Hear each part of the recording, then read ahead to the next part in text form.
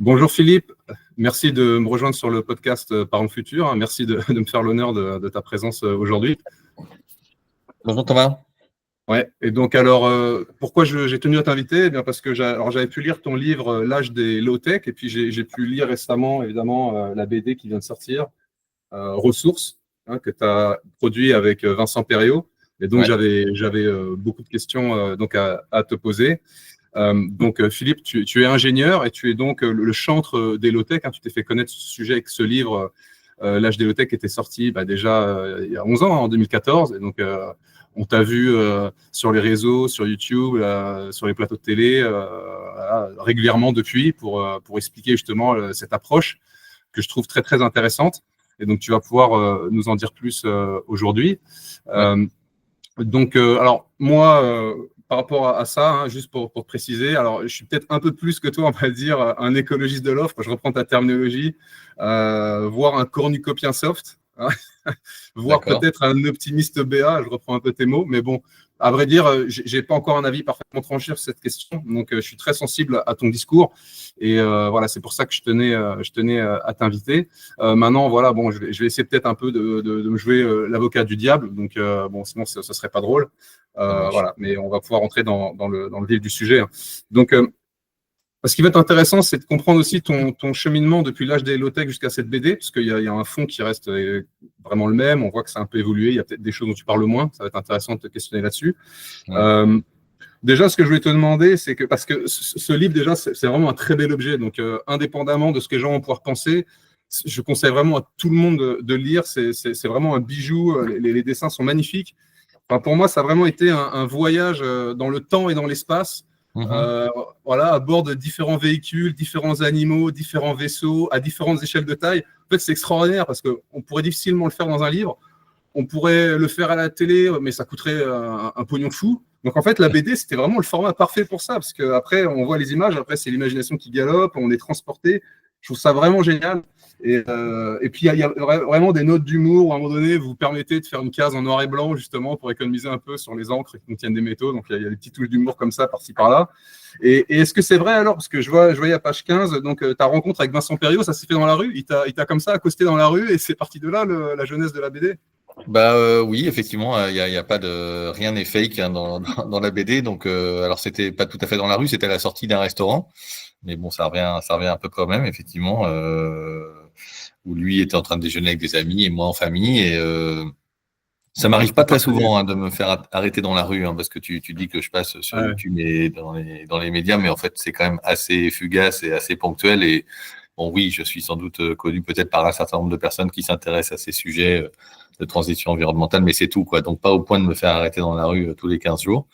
Et donc, du coup, c'était assez étonnant que, d'une part, ça se passe à Bordeaux et puis qu'effectivement, ça soit un dessinateur de BD talentueux, quoi. Donc, on s'est rencontrés comme ça. Mais après, on a mis un peu de temps à se dire qu'on allait faire vraiment quelque chose ensemble. On avait eu l'occasion de faire une interview croisée pour Sud-Ouest, voilà. Sur cette vision un peu de l'avenir à la fois du technicien et puis de l'auteur de science-fiction. Et puis voilà, de fil en aiguille, je lui ai proposé un projet. Moi, ça faisait vraiment très longtemps que je voulais faire une BD, même bien avant Le Monde sans fin, même si personne ne me croira. Voilà. Donc j'avais eu quelques touches à l'époque, mais c'était encore un monde compliqué. Et évidemment, la BD de Jean-Marc Jancovici et Christophe Blain, elle a un peu ouvert des portes et donné des envies aux éditeurs. Et donc, notre projet, d'abord, voilà, effectivement, tu dis que c'est un voyage dans le temps et dans l'espace, et c'est ça qui a convaincu aussi Vincent de partir dans le projet, parce que lui, voilà, il est plutôt dans la fiction, il est plutôt dans la science-fiction profonde pour sa dernière série, Négaliode. Donc, vraiment, c'est vraiment plutôt un univers vraiment qui a rien à voir avec la BD documentaire. Et donc, voilà, je l'ai convaincu en lui disant qu'on allait pouvoir s'amuser autant que dans une BD de fiction. Et c'est comme ça que le projet est parti. Ouais, vraiment, c'est le cas, je peux le dire. Et comment dire non, très bien, très bien. Et oui, juste pour préciser, ton nom de famille, on dit Biwix ou Biwi? Ouais, Biwix, ouais, comme Astérix et tout ça. Ça fait très, très, très gaulois. Ah non, super. Et c'est vrai que dans les BD, l'écriture prend toujours beaucoup moins de temps d'une certaine manière que le dessin, hein. C'est ça qui est dingue, quoi. C'est que toi, tu avais déjà Alors là, peut-être commencé plus largement, ou hein, je veux moins. dire, ça, c'est certain que autant l'exercice d'écrire des essais, même à plusieurs, est un exercice assez solitaire, assez douloureux, devant son ordi, on relit, on reprend des textes, etc. Alors, tu as le défaut de 99% de mes interlocuteurs, ou 95%, c'est que tu cites l'HDLoTech, mais en fait, j'ai écrit pas mal d'ouvrages entre l'HDLoTech et la BD Ressources, hein. J'ai aussi écrit un livre sur la numérisation de l'école, Sur l'école, ouais, celui-là aussi. Ouais. sur l'étalement urbain, j'ai écrit un livre un peu plus philo, on va dire, sur la question des promesses technologiques qui s'appelle le bonheur était pour demain. Et en fait, finalement, oui, le scénario de ressources, c'est un peu, il vient plonger dans plein de choses que j'avais déjà écrites, évidemment, puisque c'est quelque part une somme qui permet vraiment de résumer mes réflexions et pensées et d'inviter aussi beaucoup d'auteurs et d'autrices vivants ou décédés qui m'ont inspiré ou qui m'inspirent encore pour donner aussi envie aux lecteurs, aux lectrices d'aller plus loin. Et donc finalement pour moi, oui, bien sûr il y avait la mise en scénario qui était importante et tout le travail, la réflexion de storyboard et puis voilà, un peu du fait générateur, de là où on part, etc. quand on démarre en l'an 3019. Mais c'était vraiment entre guillemets pas très difficile pour moi d'aller piocher, écrire et de faire l'histoire, parce que il y a une partie de l'histoire quand même qui finalement ressemble un peu à des bouts de conférences que j'ai pu donner à gauche et à droite ces dernières années. Donc le vrai boulot, c'est indéniable, c'est quand même du côté du dessinateur. Ouais. Et pour le scénariste, en fait, c'est juste une succession de moments magiques, quoi. C'est le moment magique quand on voit revenir les premiers storyboards, les premiers crayonnés, quand on met au point les crayonnés, quand ensuite on passe des crayonnés aux ancrages, et puis qu'on passe des ancrages à la mise en couleur avec aussi Maëlys Cantreau, qui est le coloriage, un travail incroyable avec Mélissa Bickel. Donc voilà, c'est vrai que c'était un énorme plaisir, cet objet. Et je pense que ça se ressent d'ailleurs sans doute dans la lecture, et les petites pointes d'humour et tout sont juste des petits trucs qu'on s'est amusé à. Voilà, c'est juste le résultat de nos échanges, quoi. Non, ça se ressent carrément. Non, écoute, très bien. Alors, ce que je te propose de faire, donc la BD, elle se détaille en 7 chapitres. Puis après, à la fin, il y a aussi des parties annexes. On pourra peut-être dire quelques mots de chacune des parties, puis ça me permettra de rebondir au fur et à mesure. Donc, vous commencez avec un chapitre sur les cornucopiens. Voilà, l'histoire de l'abondance permise par la technologie. C'est loin d'être en fait un concept qui est nouveau, hein. Ça remonte presque finalement à la mythologie grecque, si tu veux peut-être détailler un peu. Oui, alors là, c'est l'étymologie, effectivement, vient de la Grèce antique, parce que effectivement, cornucopiae, c'est la corne d'abondance. Donc bon, je vous laisserai découvrir dans la BD, mais c'est l'idée que le petit Zeus va hélas arracher la corne d'une chèvre pour des différentes raisons familiales douloureuses, et donc il va donner le pouvoir à cette corne d'abonder en fleurs et en fruits. Et en fait, cette image d'abondance, elle a été utilisée beaucoup en art, dans la peinture, etc. Enfin, on voit des choses dans les gravures, dans la sculpture. Mais c'est surtout à partir du XVIIe siècle, du début du XVIIe siècle, avec des penseurs, des moralistes, des philosophes, et notamment Francis Bacon qui écrit La Nouvelle Atlantide, mais aussi des gens comme René Descartes, par exemple, qui ont utilisé cette image-là pour finalement montrer, faire comprendre que le développement des connaissances est dans une logique vraiment plus systématique et plus scientifique que ce que ça avait pu être fait avant. On va dire, pour simplifier, en fait, avant, tu bidouilles, tu fais de l'alchimie, tu as des mélanges de formules magiques, je sais pas quoi, puis à un moment, non, tu te mets à faire de la chimie expérimentale vraiment systématique. Et c'est vraiment dans ce moment du XVIIe, XVIIIe siècle que cette bascule se fait. Et bien que toutes ces connaissances, elles vont pouvoir être appliquées finalement à l'amélioration des rendements dans l'agriculture, au fait de mieux savoir soigner les maladies, au fait d'avoir des matériaux plus abondants, etc. Et ça s'inscrit en fait dans une vieille histoire de la progression des techniques, parce que le Moyen-Âge, c'est pas du tout un âge sombre, comme on a parfois l'habitude de l'apprendre à l'école.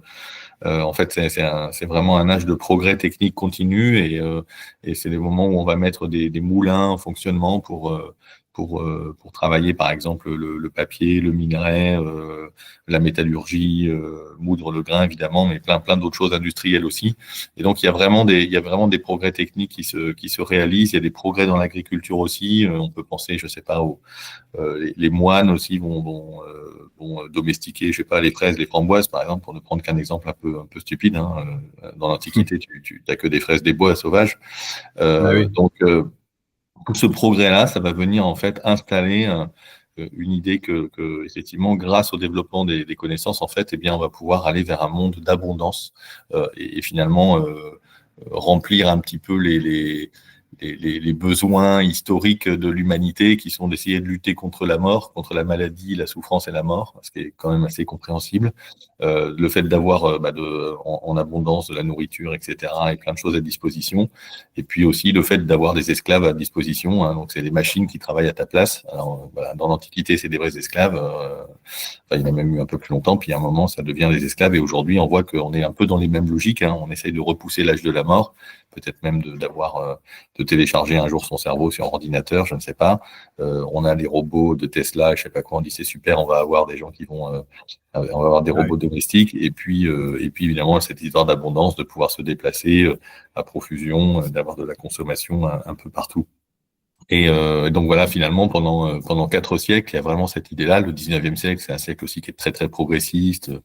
Il y a des gens comme Berthelot qui disent qu'on va c'est un chimiste célèbre de la fin du 19e qui dit que grâce à la chimie, on va résoudre la faim dans le monde. Et même dans les années 60, il y a un peu cette idée qu'on va fabriquer de la nourriture avec du pétrole. Tu vois. Donc, chez Aquitaine, il y avait des recherches comme ça. Et en face de ça, en fait, assez vite, alors plutôt à partir de la fin du 18e, début du 19e, il va y avoir plutôt des lanceurs d'alerte. Alors, on les appelle pas encore forcément écolos, même s'il y a déjà des choses autour de la déforestation, etc. Mais il va y avoir des choses sur le fait de dire, bah non, en fait, attention, ok, les connaissances se développent, mais on vit dans un monde de limites. Et le premier qui va faire ça, c'est Malthus. Malthus, Voilà. Qui va évidemment se tromper, hein, parce qu'il va négliger le progrès technologique et le progrès des connaissances surtout, qui permettent de montrer que quand on amende les sols avec un certain nombre d'éléments chimiques, eh bien on va pouvoir augmenter les rendements. Et donc c'est un peu ce combat qu'on a voulu montrer entre des malthusiens, des néo-malthusiens et puis des cornucopiens, parce que finalement on est un peu toujours aujourd'hui dans ce même débat. Finalement, on a à la fois plutôt des écolos, des lanceurs d'alerte qui disent « Attendez, c'est pas possible, c'est la catastrophe ». Et puis de l'autre, on a des gens qui nous disent qu'on va aller sur Mars, sur la Lune, que c'est génial, qu'il n'y a pas de problème de métaux, qu'il n'y a pas de problème d'énergie, parce qu'on en a plein. Quoi. Et en fait, on voulait repartir un peu de cette histoire des idées pour ensuite se projeter justement sur cette question critique, très importante des ressources. Ouais, alors c'est fascinant parce que vraiment, vous passez en revue en fait une série de figures avec des citations. Donc on se rend compte que le débat finalement n'a rien vraiment de nouveau. Hein. Il a déjà plus ou moins eu lieu à chaque époque. Alors il s'intensifie, ça c'est sûr. Mais alors, ce qui est peut-être notable quand même, c'est que jusqu'à maintenant, les malthusiens, les néo-malthusiens se sont à peu près trompés. Alors même si bien sûr le rythme actuel n'est pas soutenable, on sait qu'il va falloir changer, mais il y a une transition qui est en marche. Alors beaucoup pensent qu'elle ne va pas assez vite. Effectivement, c'est tout le sujet un peu de la BD et autres. Mais jusqu'à maintenant, alors Malthus, tu disais, voilà, on ne pourra pas nourrir toute la population, on fera trop d'enfants. Bon, en fait, on se rend compte que la natalité finit quand même par descendre. Et puis, on a réussi à fixer l'azote de l'air pour faire de l'engrais, voilà, et en fait, pouvoir nourrir des milliards d'êtres humains, sachant qu'il y a même beaucoup de gaspillage. Donc, en fait, bon, il y a eu plusieurs victoires de ce point de vue-là, des cornucopiens quand même à travers les siècles. Il y a eu à nouveau des doutes sur la bombe de population au XXe siècle, les limites de la croissance sur un certain nombre de ressources. Et en fait, on s'aperçoit que ça s'est quand même bien passé jusque-là. Bon, c'est vraiment l'adage « jusqu'ici tout va bien ». Mais alors, à une limite près, parce que, évidemment, oui, c'est sûr que le rapport au Club de Rome, donc l'équipe Midos en 72, pour prendre cet exemple très, très emblématique, avait établi une quantité de ressources, de réserves, par exemple, d'un certain nombre de métaux, etc. Et disait, bah voilà, il y a un moment, à force de taper dans le stock, forcément, ces ressources non renouvelables vont plus être disponibles. Alors, c'est pas ça qui déclenchait l'effondrement des courbes. Hein, vous connaissez un peu ces courbes classiques, là, mais c'est plutôt la pollution qui engendrait ça, si j'ai bien compris, dans le modèle. Mais en fait, aujourd'hui, bah oui, les réserves, elles sont bien plus importantes. Malgré le fait qu'on ait tapé dans le stock depuis 50 ans, les réserves d'aujourd'hui, connues, elles sont plus importantes que celles qui avaient été estimées, et estimées plutôt de façon d'ailleurs assez optimiste par ces chercheurs du MIT il y a 50 ans. Donc oui, d'une certaine manière, les néo-malthusiens se sont un peu trompés. Ils ont sous-estimé le progrès technologique, et c'est ça qui fait dire aujourd'hui aux cornucopiens, on est tous un peu cornucopiens. Tu disais tout à l'heure que tu étais cornucopien léger, mais on l'est tous un peu, parce que sinon on serait plus paniqué par ce qu'on fait aujourd'hui à la planète. Voilà, les cornucopiens disent, bah, vous ne vous rendez pas compte, le progrès technologique aujourd'hui, il est presque exponentiel, il est fulgurant. On n'a jamais eu autant de chercheurs, de docteurs en sciences et je ne sais pas quoi, et d'ingénieurs. Si tu prends, il doit y avoir encore aujourd'hui vivant plus d'ingénieurs et de chercheurs sur la planète qu'il n'y en a jamais eu pendant toute l'histoire de l'humanité, qui sont en train de bosser. Donc ça crée finalement sans doute alors c'est mesuré par des indicateurs qui sont très imparfaits, qui sont le nombre de dépôts de brevets, des choses comme ça, mais il y a quand même indéniablement des choses qui bougent. Le plus emblématique en ce moment, c'est sans doute tout ce qui se passe autour de l'intelligence artificielle, même s'il y a évidemment il y a aussi du buzz là-dedans et de la spéculation financière. Mais il y a quand même deux choses qu'il faut garder en tête par rapport à ça, hein, pour pas rester moqueur par rapport aux néo-malthusiens. Moi, je pense que mon cœur porte plutôt du côté des néo-malthusiens, bien entendu. C'est que la première chose, c'est que on a quand même enfoncé des limites planétaires, pour le coup. C'est-à-dire qu'effectivement, on n'a pas touché une limite géologico-énergétique. Mais par contre, on a touché la limite climatique, on a touché la limite du cycle du phosphore, on a touché la limite de la pollution généralisée par des microplastiques ou par des polluants organiques persistants, etc. Donc aujourd'hui, il pleut du plastique, tu retrouves du plastique dans toutes les chaînes, dans toutes les chaînes alimentaires, etc. Donc il y a quand même, voilà, tout ça, c'est pas fait tout à fait de manière neutre pour l'environnement, et même si finalement on a tendance à s'habituer. Voilà, l'environnement est quand même dans un état qui est un petit peu moins joyeux qu'il n'était en 1950. Alors, il y a toujours des gens qui vont dire, ah ben, c'est moins pollué dans Paris. Oui, d'accord, c'est moins pollué dans Paris, il n'y a pas de problème, mais il faut regarder l'état de la planète globalement. Donc ça, c'est la première chose. Et puis la deuxième chose, c'est que les cornucopiens aussi se sont trompés. C'est-à-dire que pendant que les uns faisaient des prédictions apocalyptiques en 1950 en disant qu'on allait vers des famines mondiales terribles dans les années 80, etc., eh bien, les cornucopiens, eux, ils disaient qu'on allait avoir des bases lunaires, qu'on aurait les pauvres seraient obligés de se déplacer en avion hypersonique collectif, parce que en fait, les riches, eux, ils auraient leur fusée personnelle. Hein, donc l'énergie allait être gratuite parce que c'était l'énergie atomique qu'on venait de découvrir et de commencer à mettre au point. Et donc on disait, bah ouais, une fois que la centrale elle est fabriquée, du coup l'énergie elle est gratos, quoi. C'est un peu comme on dit aujourd'hui, une fois que le panneau solaire est installé, l'énergie elle est gratuite. En fait, pas tout à fait, parce qu'il y a de la maintenance, il y a des choses à remplacer, et donc ça marche pas tout à fait comme ça. Donc il y avait quand même cette idée, voilà, le coût de la voiture volante. Alors on nous le fait encore aujourd'hui avec les drones. Voilà, on y a échappé, mais de justesse pendant les JO de Paris avec la RATP. Mais voilà, il y a un peu il y a aussi des espèces de rêves un peu classiques et systématiques où on nous refait le coup un peu à chaque génération aussi. Et donc on a toujours tendance à s'emballer un peu vite aussi face au progrès technologique, qui est indéniable, mais qui va pas faire quand même. Enfin moi, je ne crois pas du tout au monde avec des drones volants. Et puis tu rentres à la maison et il y a le robot Optimus qui t'a fait le repas, quoi. Tu vois, tout à fait. Pour plein de raisons, ça me paraît un petit peu hors de portée. Mais ce que je constate chez les néo-malthusiens, justement, c'est que parfois, donc ils vont lister toute une série de tartes à la crème. Et en fait, la plupart, effectivement, ce sont des tartes à la crème. Par exemple, tu prends l'exemple des voitures volantes. Là, toutes les startups de voitures volantes se cassent la gueule parce qu'on s'aperçoit que certifier une voiture volante, ça coûte un pognon fou. Et en fait, le marché des voitures volantes, il pourrait pas être assez grand pour le justifier. Donc, voilà, c'est trop compliqué, c'est pas si pratique que ça. Ça fait du bruit, c'est dangereux. C'est très énergivore. Voilà, donc ça, c'était en fait, beaucoup voyaient que c'était déjà plus ou moins une arnaque. Voilà, donc les avions hydrogène, pareil. Bon, l'hydrogène, voilà, moi, tu vois, moi, je vais par exemple te rejoindre sur plein de questions. Ouais, l'hydrogène, pour moi, c'est une arnaque aussi. Il n'y a rien de plus volatile, c'est très peu dense comme énergie, c'est inflammable, c'est cher à produire, c'est cher à stocker, c'est cher à faire circuler. Donc, croire qu'on va faire voler des avions hydrogène, c'est une lubie, ça n'arrivera jamais. Pas d'ici 2040 en tout cas, quoi. Ouais, ça c'est sûr. Oui, je pense a priori même jamais, quoi, parce qu'il y aura toujours d'autres façons de se débrouiller. Donc ouais, il y a beaucoup de tarte à la crème, mais dans l'eau, il y a quand même des pistes que je trouve intéressantes. Et même si aujourd'hui notre régime il n'est pas durable, il n'est pas tenable, c'est sûr, si on continue à ce rythme, ou si tout le monde vivait comme des Américains, ce serait la catastrophe encore plus vite. Et je pense qu'il y a quand même des mutations incroyables à l'œuvre. Et voilà. Et en fait, c'est un peu un débat entre ceux qui pensent qu'on va réussir à changer et changer assez vite et ceux qui pensent que non, on n'y arrivera pas. Et en fait, on va être obligé de forcer ce changement et de façon assez radicale avec des mesures un peu liberticides, pas très joyeuses, mais qu'il faut rendre désirables. Et donc, pour moi, c'est un peu ce débat-là, quoi. Et c'est difficile de savoir qui a véritablement exactement raison. Ce qui est sûr, c'est que si on continue au rythme actuel, c'est la cata. Mais à la limite, ça, c'est assez facile de se mettre d'accord là-dessus.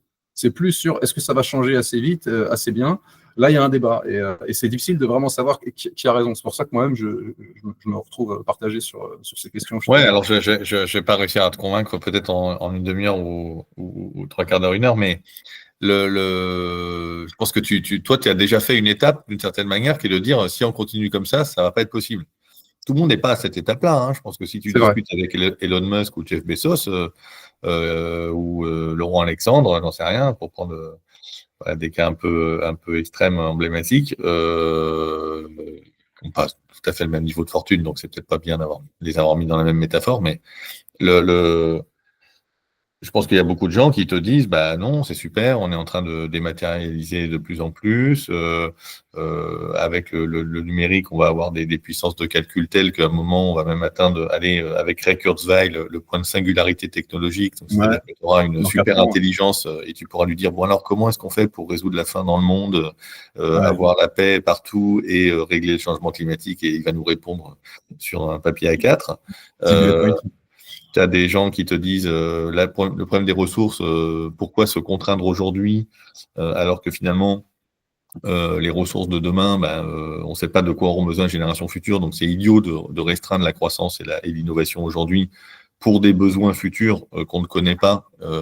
Et quand tu leur réponds, quand même, peut-être ils auront besoin de cuivre pour conduire l'électricité, parce qu'il n'y a quand même pas beaucoup de substituts à part l'or, donc c'est pas terrible. Ils te répondent mais non, pas du tout, on fera des nanotubes de carbone, on fera du graphène, on fera je sais pas quoi. Donc tu vois, tu peux toujours tu peux prendre une vision bien plus optimiste que le fait de dire on va dans le mur et c'est dystopique, toi. Donc il y a déjà le fait de dire de projeter un potentiel futur dystopique, c'est déjà reconnaître qu'on s'inscrit dans certaines limites et qu'on a un souci. Et ensuite, il y a l'étape d'après, qui est effectivement de dire il faut changer. Ça veut dire quoi changer, avec quel niveau de profondeur dans nos processus physiques, industriels, etc. Et avec quel support effectivement d'acceptabilité et d'évolution, j'en sais rien, économique, sociale et culturelle. Voilà. Et là, c'est déjà une deuxième étape, tu vois. Mais je pense qu'il y a aujourd'hui, tu as plein de gens qui se posent pas trop la question et qui ont plutôt l'impression que ça s'améliore doucement, que voilà, qu'en Europe, on est en train de faire notre transition environnementale.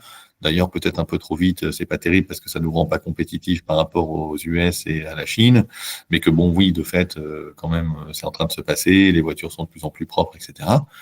Et puis que voilà, c'est une histoire de courbe il y a ces fameuses courbes d'économistes, je ne sais plus, c'était Kuznets, je crois, qui montrait, soi-disant, que voilà, il y avait une intensité énergétique par euro de PIB ou par dollar de PIB, et puis qu'il y a, voilà, au début, là, c'est très intense, et puis après, ça redescend, et que là, pour l'instant, toutes les économies sont pas encore développées, donc ça va s'améliorer, et que tout le monde va passer son pic de charbon et de gaz à effet de serre. Donc, ouais, parce que c'est vrai que bien souvent aussi dans ces discours, on explique, on utilise toujours plus de ressources, mais évidemment parce qu'il y a un monde qui est en fait en développement et qui est en train de se développer, donc forcément, mais ça ne dit rien de ce que ça donnerait forcément quand on sera arrivé à maturité. Et ce qui peut être intéressant, c'est de regarder ce qui se passe dans un pays peut-être arrivé à maturité comme les États-Unis, et on s'aperçoit qu'il y a quand même une disjonction entre la croissance absolue en PIB par habitant, et puis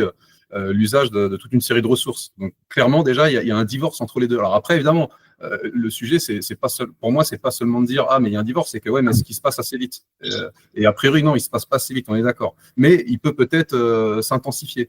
Mais parce que, par exemple, Jean-Marc Jancovici, il peut avoir tendance à dire parfois qu'il n'y a pas de divorce. En fait, il n'y a pas de croissance verte. En fait, la croissance économique, c'est nécessairement une croissance dans l'exploitation des ressources. Mais bon, moi, j'ai plutôt tendance à le suivre là-dessus. Il y a un truc où je ne le suis pas tout à fait, c'est que alors c'est là où je voulais avec partager des études d'économétrie auxquelles il avait collaboré, lui, il dit carrément que c'est la disponibilité en énergie qui fait le PIB. Mais dans le sens, j'augmente la consommation d'énergie quelque part et ça augmente mécaniquement le PIB. Bon, moi, j'ai un peu du mal à inverser le truc. C'est plutôt, je dis, le PIB augmente et donc ça fait augmenter la consommation d'énergie. Mais au-delà de ce petit débat qui est vraiment un débat de spécialistes et dont je ne fais pas partie d'ailleurs parce que je suis pas un maître en économie.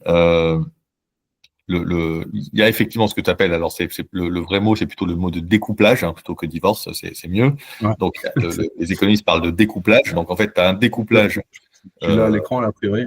Ouais, tu as un découplage. Tu peux avoir un découplage relatif ou un découplage absolu. Donc, le découplage relatif, c'est effectivement, tu as une courbe qui monte et l'autre monte un petit peu moins vite. Donc, effectivement, on voit un découplage relatif entre le PIB et l'énergie. Et puis, on voit aussi, là, on ne le voit pas trop sur ta courbe, mais c'est un peu l'idée, il y a un découplage entre l'énergie et le CO2 qui est lié un peu à la décarbonation d'une petite partie de l'énergie. Bon. Quand tu remplaces une centrale à gaz ou quand tu remplaces une centrale à charbon par des panneaux photovoltaïques, encore mieux, et un peu de gaz. Bon, voilà. Donc, ça, on arrive à le faire et on le montre, et même à l'échelle mondiale, ça marche un petit peu. Mais c'est un découplage relatif, c'est-à-dire que les deux courbes continuent à monter, mais une moins vite que l'autre. Ce qu'il faut aller chercher. La production d'électricité aux États-Unis, tu verras qu'elle stagnouille quand même. Alors, au niveau mondial, évidemment que non, parce qu'il y a des pays qui sont en rattrapage, mais une fois que tout le monde sera arrivé à maturité, là, on a l'impression quand même que ça stagnouille. Alors que le PIB, il a été multiplié par 3 depuis le début de cette courbe. Oui, mais alors, moi, c'est là que j'ai un peu des difficultés avec moi, j'ai des difficultés avec ce qu'il y a dans le PIB. C'est-à-dire qu'en fait, aux États-Unis, par exemple, les dépenses de santé sont très, très élevées. Donc, les radiologues et les chirurgiens gagnent très, très bien leur vie. Tu as des services immobiliers qui fait que quand le prix de l'immobilier monte, eh bien, mécaniquement, ça fait monter le PIB des services immobiliers, mais ça n'a créé aucune valeur pour les gens. Si tu as payé 10 000 euros de frais d'agence, ou tu as payé 20 000 euros de frais d'agence pour acheter le même appartement ou la même maison, ça ne change pas grand-chose.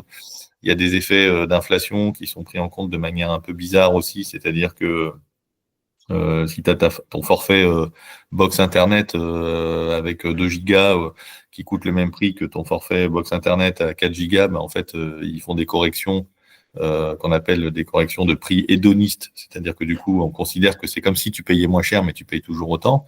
Donc, il y a plein d'effets comme ça qui fait que moi, l'analyse comme ça d'une seule courbe du PIB des États-Unis me fait... Non, ça ne dit pas tout. Mais bon, par contre, après, comme on le disait, le PIB, c'est imparfait comme mesure, mais c'est peut-être une des meilleures façons qu'on a de mesurer quand même l'activité d'un pays. Alors après, on peut se dire qu'il y a le bon PIB et le mauvais PIB, mais c'est vrai que ça devient difficile de distinguer un peu. Par contre, ce qui est vrai à l'échelle mondiale, c'est que finalement, quand tu regardes les courbes pour le coût de consommation, d'extraction de ressources, au niveau mondial, c'est vraiment énorme et ça grossit très vite. Et oui, bien sûr, c'est tiré par l'industrialisation, l'urbanisation, la numérisation du monde, quoi. Donc, ça a été de la Chine très, très longtemps, mais ça l'est encore pendant deux décennies, là, depuis début 2000, on va dire, fin des années 90.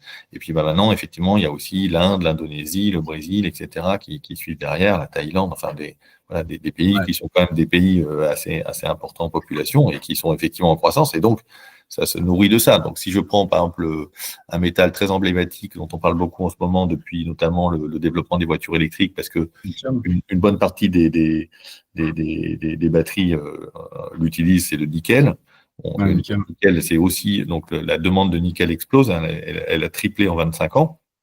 Bah, c'est pas les batteries de voitures électriques qu'on fait exploser le nickel, hein. C'est la consommation d'acier inox.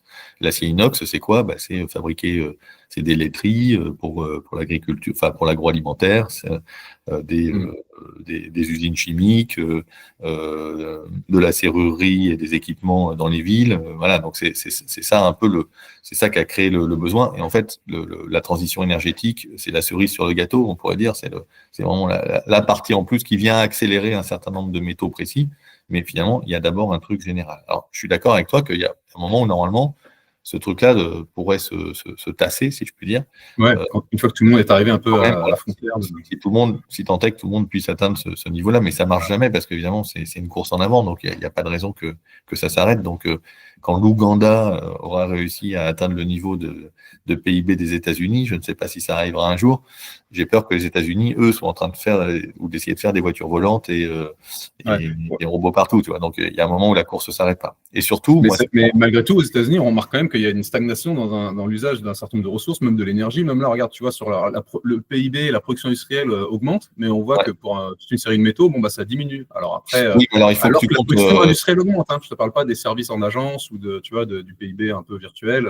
Voilà, la production industrielle a continué à augmenter, bon, mais elle est moins consommatrice quand même alors c'est pas ça continue quand même à augmenter, mais on voit quand même un tassement, tu vois. Là, c'est les matériaux de construction, bon, tu vois, par rapport au PIB. Alors après, il peut y avoir cette notion de mauvais PIB.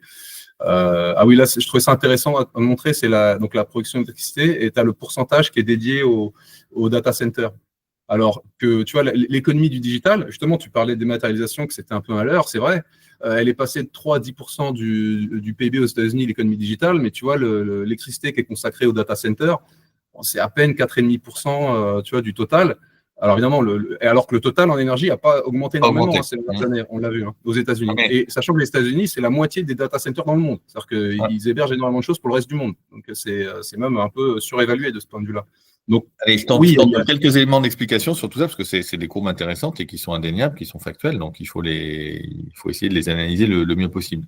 La première chose, c'est que moi j'aurais envie, alors d'ailleurs c'est un exercice que fait la France, je ne sais pas si les États-Unis le font, mais je sais que le gouvernement français le fait, il faut aller trouver ça, peut-être tu pourras mettre un lien si tu retrouves, c'est de prendre la consommation domestique intérieure, pas seulement la consommation d'industrie, c'est-à-dire en prenant aussi le bilan des imports-exports, des objets semi-finis ou finis. D'accord. Donc ça, c'est la première chose. Là, par exemple, ça inclut les importations, par exemple.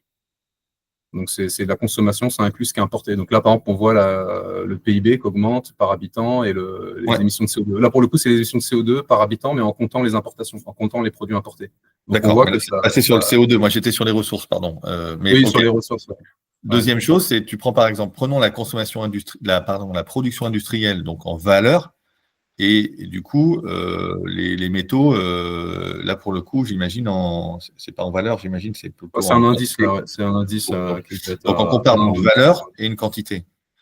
Or, il y a un sujet qui est indéniable. D'abord, il y a des efforts qui sont faits éventuellement, j'en sais rien, d'allègement des véhicules. Donc, par exemple, si tu prends les voitures, c'est un gros consommateur dans l'industrie. Il y a des morceaux plastiques qui vont remplacer des morceaux d'aluminium. Il y a de l'aluminium qui va remplacer du fer. Et puis, la valeur de ta voiture, elle a augmenté parce qu'elle s'est électronicisée, parce qu'elle a des équipements supplémentaires pour lutter contre la productivité. Aujourd'hui, on ne fait plus des voitures qui ressemblent aux voitures des années 80 et encore moins aux voitures des années 50. On a des voitures qui sont bardées d'équipements et de valeurs ajoutées. Et donc, avec la même quantité de matière, tu fais effectivement un objet qui est plus cher. Donc, c'est normal qu'il y ait cette sorte de découplage qui se montre. Mais en valeur absolue, tu utilises toujours des matières. Et justement, tu ne vois pas le truc complètement s'écrouler. Enfin, il faudrait aller regarder chaque métal précisément. Tu vois ? Donc, donc, du coup, le sujet, c'est que je sais pas quoi, la Renault Clio qui sort aujourd'hui des lignes, effectivement, si tu l'as, d'abord, elle est un petit peu plus lourde, mais elle est surtout composée de matériaux qui sont un peu différents et de beaucoup plus de valeur ajoutée parce que tu as des cartes électroniques, tu as des câblages, tu as des machins. Mais à la fin, ok, ça fait peut-être tous les câblages de cuivre, tu as 3 km de cuivre dans une voiture, bon, ça fait quelques centaines de grammes à tout casser, quoi, tu vois, ou peut-être quelques kilos. Donc voilà, encore une fois, faut un tout petit peu se méfier du truc. Et puis, sur le numérique, sur les data centers, alors là, j'achète à 100%, puisque effectivement, il y a eu un progrès phénoménal qui a été fait dans la consommation des data centers. Qu'est-ce qui se passe en fait? C'est mesuré par un truc qui s'appelle le PUE, Power Usage Effectiveness, donc qui en fait mesure le rapport entre l'énergie qui est consommée dans les serveurs, donc dans les puces, et l'énergie totale nécessitée par le data center. L'écart entre les deux, c'était l'énergie pour les climatiser. D'accord? Puisqu'en fait, ça chauffe beaucoup, il faut climatiser. Donc, les data centers des années 2000, même jusque, bah voilà, ouais, on va dire au début des années 2000, c'est un PUE de 2. C'est-à-dire que tu mets 1 Wh dans ton ordinateur et 1 Wh pour le refroidir, en gros, hein, avec de la clim, avec des grosses unités de clim. Et puis évidemment, bah, ça c'était un coût environnemental, mais c'est aussi un coût économique tout court. Donc il y a eu un travail phénoménal qui a été fait là-dessus. Il y a eu d'abord la question de comment faire consommer moins éventuellement aux puces, etc. Et voilà, et essayer d'optimiser l'architecture des data centers. Alors là, moi, j'y connais vraiment rien, mais il s'est passé des choses et il y a des mises en veille, par exemple, d'une partie quand tout n'est pas utilisé, etc. Donc, il y a eu une optimisation de la consommation et surtout, il y a eu une optimisation de la manière de refroidir. Donc, on a augmenté la température de fonctionnement. Tu n'es plus obligé de refroidir à 20 degrés ou à 25 degrés, tu peux monter un peu plus. Il y a plein de data centers qui sont installés, par exemple, dans le nord de l'Europe, en Suède, en Norvège, et qui sont refroidis à l'eau froide. Donc, il y a plein de choses comme ça qui sont passées. Il y a des data centers qui servent à chauffer d'autres trucs, etc., etc. Et donc, ça a fait qu'on est tombé à des PUE, les meilleurs PUE aujourd'hui, des data centers hyperscale de Google et compagnie, ils doivent être entre 1,05 et 1,1, quoi. Donc, donc, tu vois que du coup, presque en consommant 2 fois moins d'électricité, le data center d'aujourd'hui consomme peut-être 2 fois moins d'électricité. Donc, du coup, effectivement, tu peux dire que tu peux doubler le nombre de data centers avec une consommation électrique qui était stable. Et c'est probablement à peu près ce qui s'est passé. Et c'est un bon exemple, les data centers, parce qu'il y en a beaucoup qui sont logés aux États-Unis. Je n'ai pas les chiffres exacts, parce qu'en ce moment, il y a des centaines de projets. Balade en plus, même évidemment avec les histoires d'IA. Mais je crois qu'il y a un site qui s'appelle Data Center Map, qui est facile à trouver, et où on voit un peu la localisation. Et les États-Unis restent pour une raison qui m'échappe un tout petit peu d'ailleurs, parce que ils ont une électricité qui est encore un petit peu carbonée, et vraiment un territoire très très fort de data center. Donc, ouais, alors justement, alors, ça nous amène au chapitre 2. Ah oui, attends, je voulais juste te préciser un dernier truc. En fait, j'avais quand même moi sur la question un peu imagine qu'effectivement, à un moment, on se soit tous développés jusqu'à un certain niveau, et que finalement, bah oui, ça y est, on a construit des villes, il n'y a plus qu'à les réparer. On a des voitures, mais finalement, on les recycle, etc. Et est-ce que ça va faire descendre extrêmement fortement la consommation de ressources? C'est ça la question, en fait. C'est est-ce qu'effectivement, il y a un moment, il y a un plateau, un développement et un plateau lié au développement mondial, et puis qu'après, tout ça pourrait redescendre, un peu comme une courbe de ce qui descend dans certains pays développés, comme tu le montres là. Et ben, le problème, c'est qu'en fait, il y a des phénomènes d'usure, d'érosion, de remplacement, de besoins et de recyclage très difficiles, mais on va y venir, hein, c'est l'exemple des prochains chapitres, qui fait qu'en fait, malheureusement, tu es obligé, une fois que tu as installé une logique d'infrastructure générale, tu es obligé de continuer à extraire des ressources ad vitam aeternam pour les maintenir, tu vois, pour remplacer les choses, parce que tout simplement, tu as des choses qui s'usent, tu as des pièces mécaniques qui s'usent, etc. Tu ne peux pas rentrer dans une économie totalement circulaire. Et donc, c'est un vrai sujet, parce qu'évidemment, plus tu es haut au moment où tu rentres dans cette économie la plus circulaire possible, plus en fait ton extraction ad vitam aeternam de ressources va être important, quoi. Ouais, alors on va en reparler effectivement, et ça fait l'objet d'un chapitre. Donc le chapitre qui suit, c'est sur l'exponentiel. Alors justement, on a un peu touché à ça parce que l'idée, c'est qu'il y a un certain nombre de phénomènes et d'activités aujourd'hui qui semblent avoir un rythme un peu exponentiel, donc une croissance comme ça continue.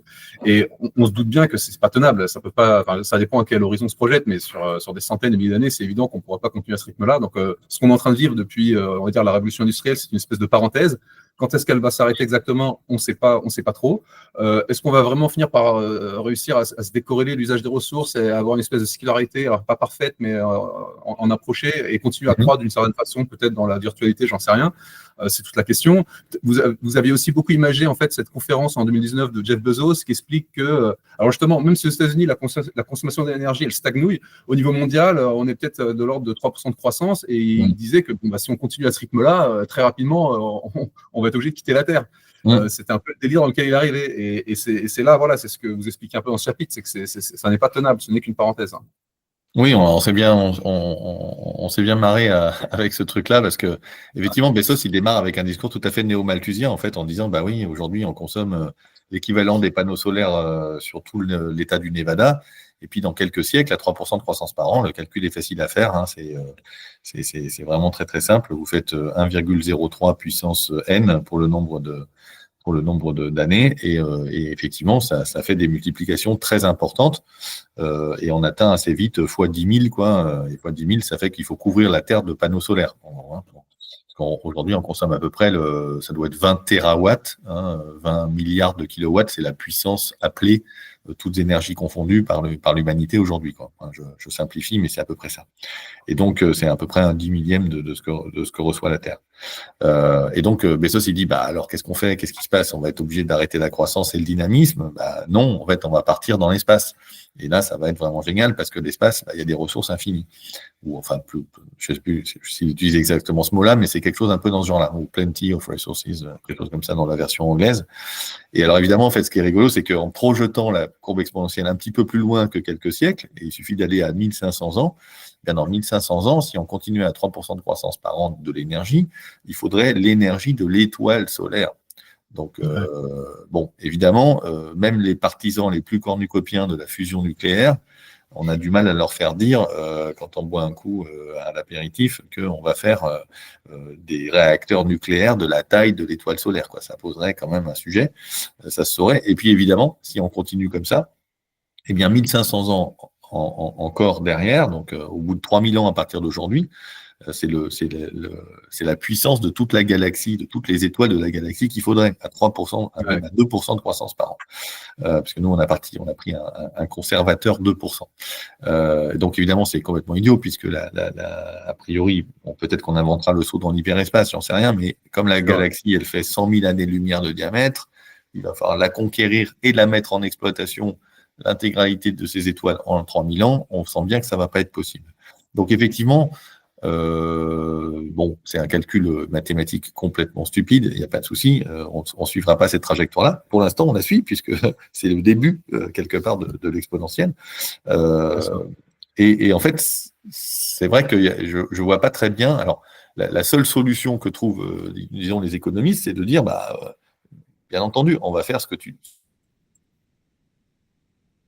de la dématérialisation, et donc on fera de la croissance du PIB, mais on le fera sans augmenter la consommation d'énergie. Donc effectivement, avec une logique peut-être plus, je ne sais pas, plus numérisée, plus digitalisée, plus autre chose, je ne sais pas ce que ça pourrait être.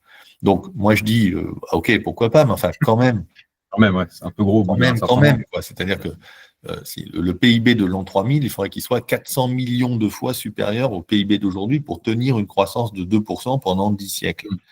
400 millions de fois plus qu'aujourd'hui en consommant pas plus d'énergie, ou seulement, j'en sais rien, 2 fois plus d'énergie, ça fait un taux de dématérialisation, si je puis dire. Enfin, quand tu calcules ce que ça fait en énergie par euro de PIB ou par dollar de PIB, bon, alors je suis un ingénieur stupide du 21e siècle, tu vois, donc sans doute je ne peux pas comprendre de la même manière, sans doute peut-être qu'un ingénieur stupide du 19e siècle n'aurait pas compris la structure de notre PIB actuel, je ne sais pas, mais tu vois, ça fait quand même, bon, ça fait un monde très, très, très, très, très virtuel, quoi, tu vois. Et, alors, ce que je voudrais répondre à ça, alors, déjà, c'est vrai que tu l'as souligné toi-même, parce qu'on parle souvent d'Elon Musk et de Bezos, mais c'est pas du tout la même optique. Hein. Musk, lui, il est plus sur coloniser Mars, aller une ville d'1 million sur Mars, ça sera déjà bien. Si on y arrive, voilà, ça sera déjà bien. Alors que Bezos, lui, il est dans un délire d'avoir 1 trillion, quoi. Donc 1000 milliards d'êtres humains dans le système solaire. Parce qu'on s'affranchit en fait de la pesanteur des astres et des planètes, et on crée des stations spatiales qui tournent sur elles-mêmes pour recréer la gravité artificielle, etc. Donc en fait, on peut les dupliquer à l'infini, parce qu'on gratte un peu de matière ici et là sur les différents astres, justement pour la dérouler et faire juste de la surface en fait habitable. On n'a pas besoin d'une sphère avec sa gravité. Exactement. Et donc, voilà. Mais en fait, donc ce délire-là, c'est vrai que ça paraît complètement dingue. Et moi, ce que j'ai envie de dire, c'est qu'en réalité, les économistes sérieux, quand ils parlent de ces sujets-là, en fait, l'économie, la science économique ne se projette pas au-delà de 100 ans.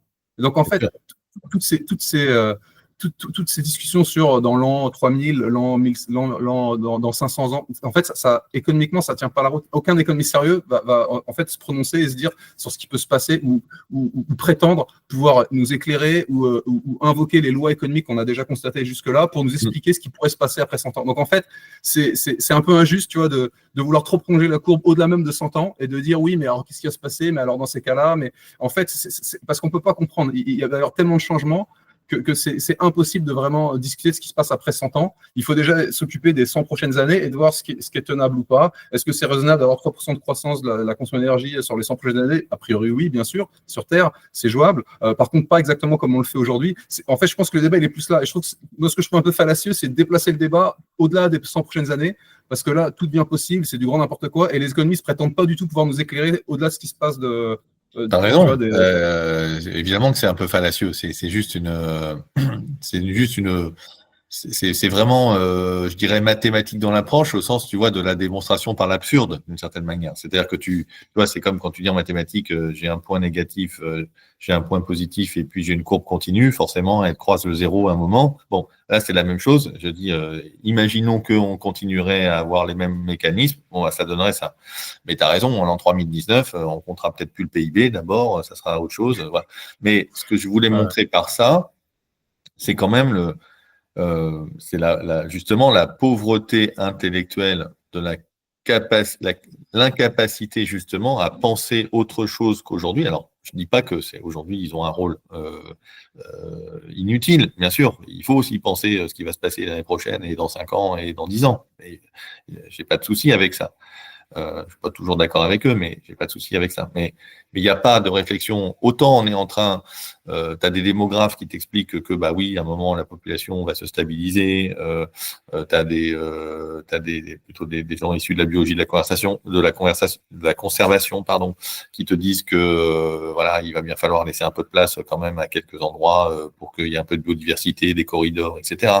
Bon, et en face, tu as des économistes qui, pour l'instant, il n'y a pas de mécanisme aujourd'hui qui permet de réfléchir à ce que seront la manière de répartir les richesses, à la manière d'avoir une couverture sociale, à la manière de payer les retraites ou je ne sais pas quoi, dans un monde qui ne serait plus un monde en croissance. Tu vois, en fait, c'est ça qui, en croissance économique, mais même en croissance physique, quoi. C'est ça qui est aujourd'hui un peu embêtant, parce qu'en fait, derrière ces mécanismes-là, tu as des mécanismes puissants de compétition, de compétitivité, c'est très bien, ça fait du progrès, je ne sais pas quoi, parce qu'en fait, on essaye de faire des produits, des services qui coûtent de moins en moins cher, donc qui consomment de moins en moins de travail humain essentiellement, et donc qui globalement ont tendance à intensifier les besoins en matière liés et en énergie, liés aux robots, aux machines, etc. Voilà.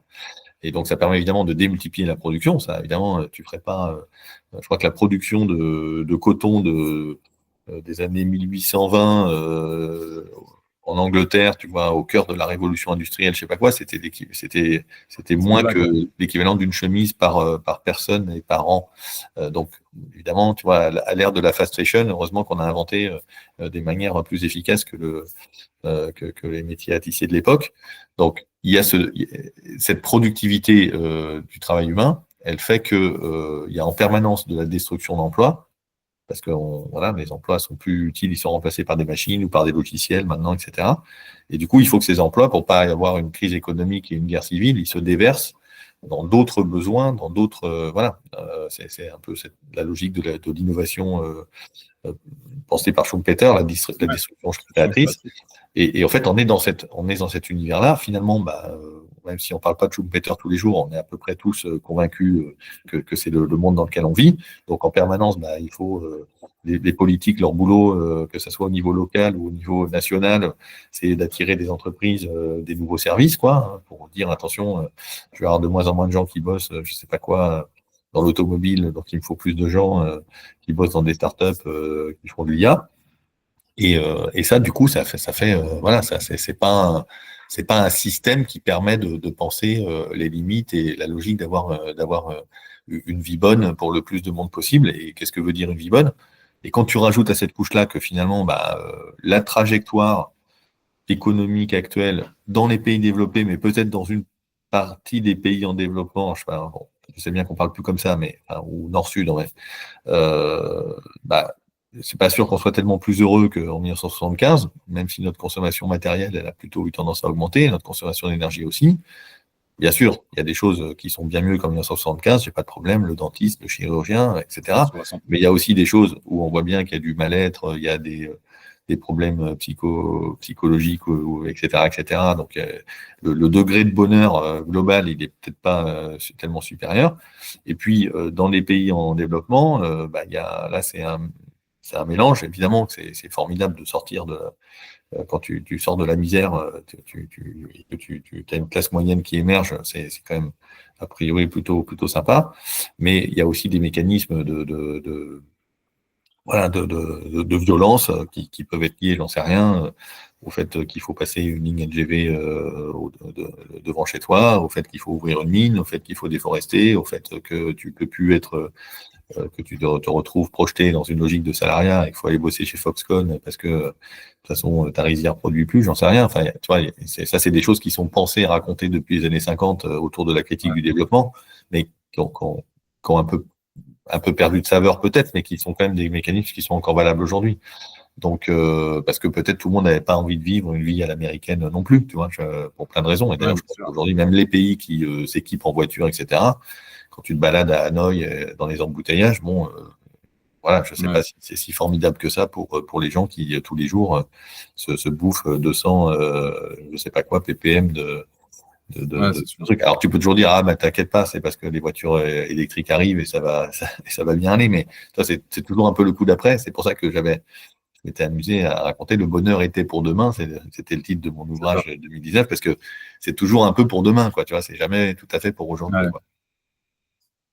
Ouais, non, tout à fait, ouais. Donc, ouais, pour enchaîner aussi, là, donc, chapitre sur les ressources. Donc là, ce que je trouve fascinant, c'est que tu expliques que, alors, finalement, on a profité d'un système de basse entropie où la nature, pour nous, a concentré, en fait. Basse entropie, ça veut dire peu de désordre, au sens où la matière était concentrée ici et là, les matériaux dont on avait besoin, dans différents gisements, du fait de mécanismes géologiques, climatiques, biologiques. Et à bien des égards, ça s'est fait un peu par hasard ou de façon exceptionnelle ou parfois juste une seule fois. Donc les énormes mines de phosphate au Maroc, donc c'est l'accumulation de milliards d'organismes marins. Donc ça s'est fait une fois à cet endroit-là, et heureusement que c'est là parce qu'on en a besoin pour faire de l'engrais, hein, pour le phosphore.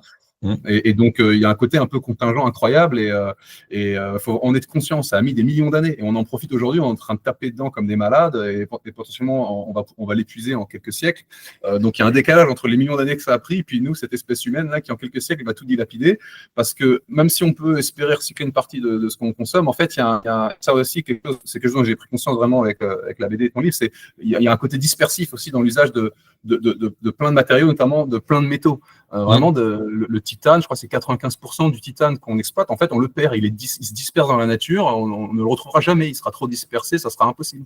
Donc, et c'est en ce sens-là qu'on est une grosse machine anthropique, si tu disais, on crée du désordre, on disperse cette matière, mais ce que je voulais te dire, c'est que, comment dire, il faut peut-être relativiser parce que si on disperse certaines matières, mais il y en a en quantité faramineuse, et qu'au rythme où ça va, en fait, on est tranquille pour des siècles, tu vois, un peu dans cette optique de ne pas trop se prolonger non plus trop longtemps. En fait, on est quand même tranquille, j'ai envie de dire, dans un certain nombre de cas, non?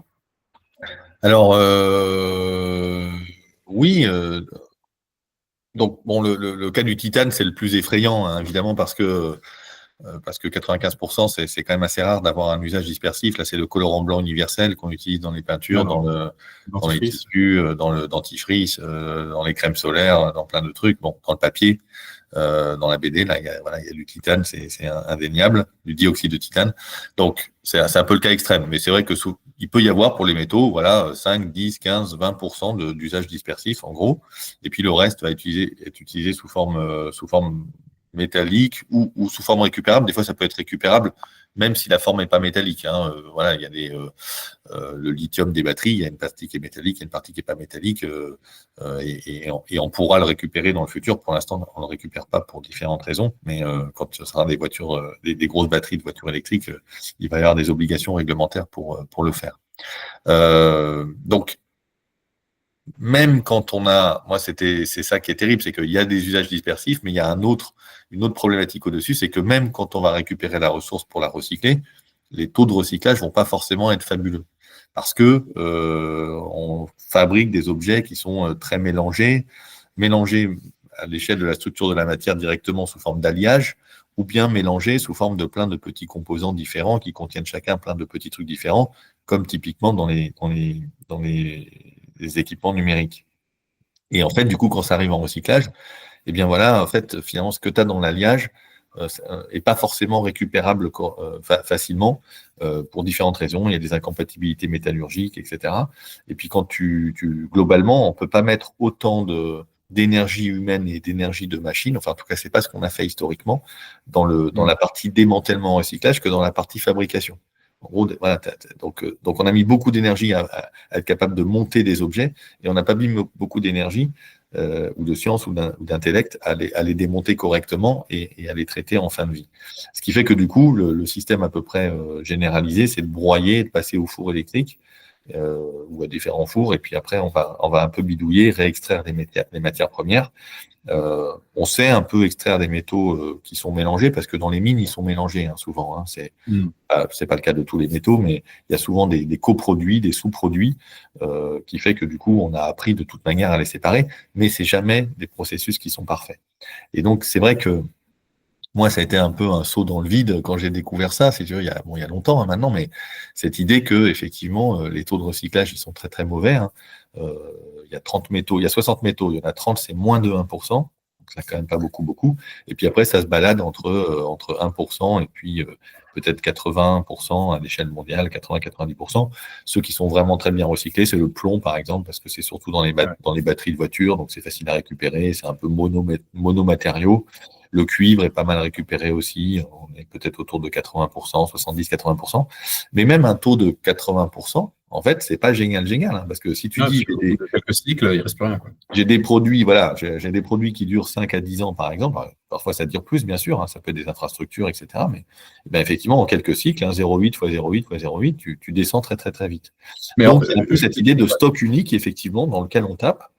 Alors, il y avait un économiste hyper glaçant, qui est un peu le pape de la décroissance dans les années 70, qui avait bossé d'ailleurs dans sa jeunesse avec Schumpeter, qui s'appelle Nicolas Georgescu-Roegen. Alors lui, il avait appliqué ça vraiment à l'ensemble des ressources non renouvelables, métaux et autres, parce qu'il y a aussi donc effectivement comme tu as cité le phosphate, il y en a d'autres qui sont pas forcément qui sont des minéraux non métalliques, qui nous servent aussi dans plein de produits et dans plein de processus industriels. Alors lui, il disait, chaque voiture qu'on fabrique, c'est des socs de charrue en moins pour les générations futures. Donc, rouler en voiture aujourd'hui, c'est finalement, ça se fait au détriment de vie à venir, quoi. Alors ça, c'est hyper flippant, quoi. Mais en fait, en réalité, effectivement, si tu dis que ton soc de charrue est en acier, si tu dis qu'il y a encore des centaines de millions de personnes qui ont juste besoin d'une houe pour se nourrir, je ne dis pas qu'ils vivent très très bien et je ne dis pas qu'ils se nourrissent très bien, mais aujourd'hui, ce n'est pas des outils très très complexes. Bon, finalement, effectivement, là, je te confirme qu'il y a quand même encore une quantité de minerais potentiels de fer sur Terre qui est très très importante.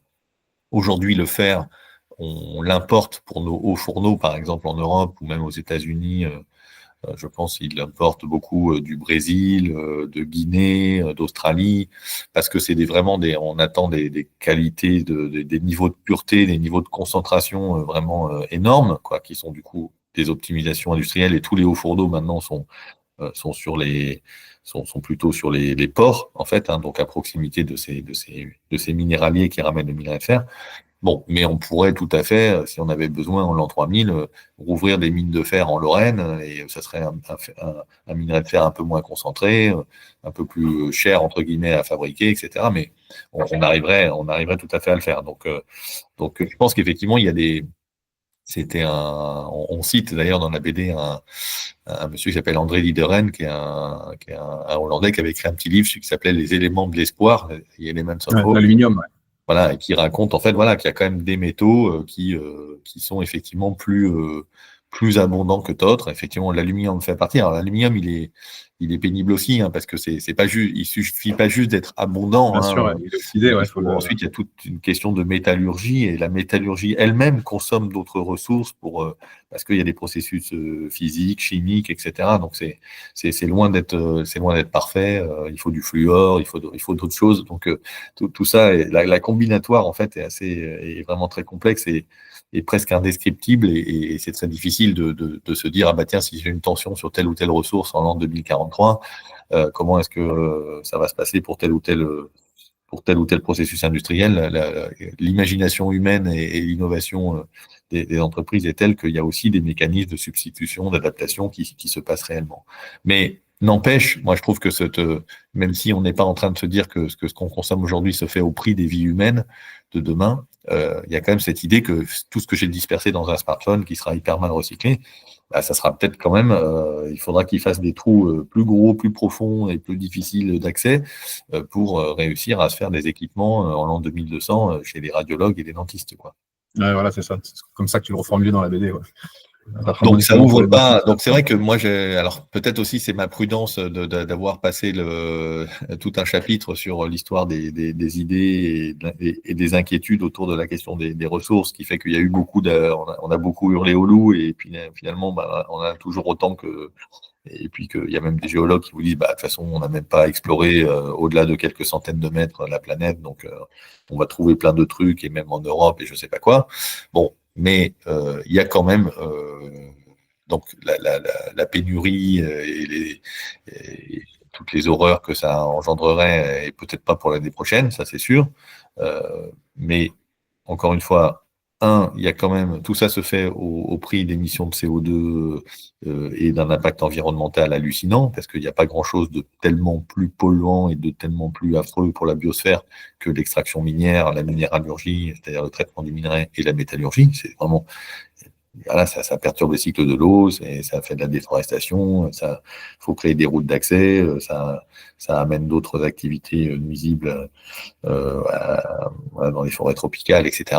Donc on est quand même sur des processus qui sont très très lourds, très très impactants pour l'environnement. Et puis, bah voilà, d'une manière ou d'une autre, effectivement, on tape dans un stock dont on maîtrise pas tout à fait la quantité, et peut-être même que ça nous oblige à la croissance pour le futur. C'est-à-dire que si on voulait diminuer la quantité de métaux dont on a besoin, bah peut-être qu'on aurait un problème, parce qu'aujourd'hui, en fait, la rentabilité économique des mines, c'est lié au fait qu'elles sont de plus en plus grandes. Parce que comme il faut faire des trous de plus en plus profonds et attaquer des minerais de plus en plus pauvres, il y a vraiment un effet d'échelle qui fait que les méga mines du futur, elles sont robotisées. Et ça, c'est un point que tu abordes aussi dans la BD, en fait, parce que dans notre civilisation, sans doute, il y a beaucoup de choses à jeter et à faire cesser.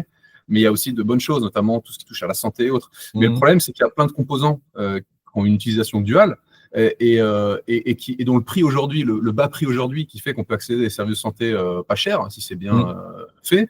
En fait, ce bas prix, il est permis parce que justement, il y a cette fabrication de masse. Et si on vient réduire cette utilisation, on vient la diviser par deux, est-ce qu'on peut profiter toujours de ces composants à un aussi bon prix et profiter des services qui font notre confort aujourd'hui, les services essentiels sur la santé ou d'autres? Est-ce qu'on peut, ce qui est bon dans notre civilisation d'aujourd'hui, est-ce qu'on peut continuer à en profiter au prix d'aujourd'hui? Peut-être pas. Et ça, c'est un peu aussi une interrogation. Ah ouais, de toute façon, la BD, elle est bourrée d'interrogations, hein, d'une certaine Elle fait manière. réfléchir, ça c'est sûr. Elle essaye elle essaye de faire le distinguo, effectivement, entre ce qui est vraiment factuel, indéniable, et puis ce qui sont des réflexions, des projections, et c'est plus Ouais. un appel à la réflexion aussi, pour tous les gens aussi qui bossent dans des entreprises, etc., dans les administrations, dans des services publics, pour se poser, eux, la question aussi des ressources, et pas être dans un monocritère du CO2, enfin du bilan carbone, quoi. Il y a aussi toutes les autres composantes, et qui sont évidemment complexes, mais qu'il faut prendre en compte. Et donc, oui, on prend cet exemple-là en disant, finalement, heureusement qu'il y a les smartphones, entre guillemets, parce que ça permet que les équipements électroniques à l'hôpital, ils soient pas chers. Euh, Ouais. donc, alors après, on pourrait, enfin, je ne sais pas, c'est là que ça serait intéressant d'avoir des réflexions aussi d'économistes ou autres, mais on peut aussi imaginer, du coup, un monde où il y aurait beaucoup moins de production électronique, parce qu'on ne jetterait pas des centaines de millions de smartphones à la poubelle tous les ans, ou des ordinateurs, qu'il y aurait une logique beaucoup plus de faire durer des composants, c'est-à-dire que sur une carte électronique, tu as des composants qui s'usent, qui s'abîment, hein, à force d'être chargés, déchargés, à force de prendre quelque part dans leur propre fonctionnement. Et puis il y a des équipements qui, au contraire, en fait, pourraient durer littéralement des dizaines d'années, voire plus, hein, avec des processus de maintenance, d'entretien suffisants. Donc on pourrait aussi imaginer un monde où on produit beaucoup moins, où il y a beaucoup plus d'emplois dans le remanufacturing, dans la réparation. Aujourd'hui, tu as ta carte électronique de chaudière qui tombe en panne. On te change ta carte électronique de chaudière, et puis ils en commandent une autre. Elle arrive, je ne sais pas où, de Schiphol à côté d'Amsterdam. Et puis, voilà, en 24 heures chrono, tu as ta nouvelle carte électronique, alors qu'il y a un composant dessus qui a pété. Et que ce composant, Ouais, non, pourtant, il existe bien, il est fait quelque part. Donc, on pourrait aussi imaginer que finalement, il y ait une attention plus grande portée à ça. Ça serait une filière différente. En fait, il y aurait beaucoup plus de gens avec, je sais pas quoi, des équipements de test et des fers à souder et des petits composants pour faire des réparations diverses et variées, des adaptations.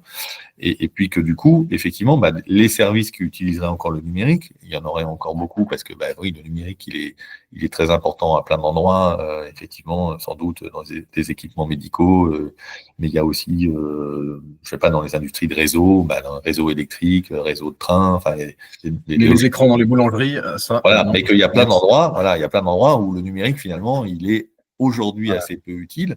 Et même même à l'hôpital, peut-être que le numérique aujourd'hui, il a une place presque trop importante, et que ça coûte cher aussi, et que pour moi, il y a un phénomène à l'hôpital qui est un peu le même qui se passe dans l'agriculture, qui est un peu le même qui se passe à l'école. Il y a de plus en plus d'équipements qui sont des équipements chers. Et le fait d'avoir plus d'équipements chers, pour le même budget, tu te payes moins de main-d'œuvre, quoi. Tu te payes moins de gens. Donc, il y a une crise de l'hôpital parce qu'il faut s'acheter le dernier robot chirurgien, machin, parce que la clinique du coin, elle a aussi le robot chirurgien. Aujourd'hui, tu t'interroges des chirurgiens. Moi, j'ai eu l'occasion de discuter avec certains. En fait, le rapport coût-bénéfice, il n'est pas évident en réalité, hein. On raconte que oui, ça évite des erreurs, etc. C'est pas forcément tout à fait réel. Enfin, en tout cas, il n'y a pas les papiers scientifiques qui vont avec. Donc, c'est du pur marketing. Et finalement, une fois que tu t'es payé ce super robot chirurgien très très cher, tu as intérêt à faire des économies sur les infirmiers et les infirmières, quoi. Tu vois, en gros, je simplifie, mais de la même manière que quand tu as de plus en plus des équipements de plus en plus puissants, et des systèmes de GPS et je sais pas quoi, et de big data avec des abonnements et des trucs dans l'agriculture, tu as intérêt à avoir une exploitation de plus en plus grande pour amortir tout ça, etc., etc. Donc je pense qu'on pourrait, voilà, on pourrait réfléchir à aller vers des modèles qui soient, voilà, qui soient différents de ceux d'aujourd'hui, où effectivement cet effet d'échelle est très important, puisqu'il faut amortir des usines, il faut amortir de la R&D, etc. Alors, moi, je vais juste aussi faire une petite remarque, tu sais, sur alors, la transition vers le véhicule électrique, l'usage du lithium. Alors, parce que je pense qu'il ne faut pas forcément jeter le bébé avec l'eau du bain, comme on dit. Je suis d'accord que les tanks électriques énormissimes, ça n'a pas de sens. Il faudrait, peut-être par la force de la loi, imposer des tailles de voitures plus réduites, parce qu'on n'a pas besoin d'avoir autant de métal pour transporter une personne. C'est vrai que quelque part, il y a un côté dingue.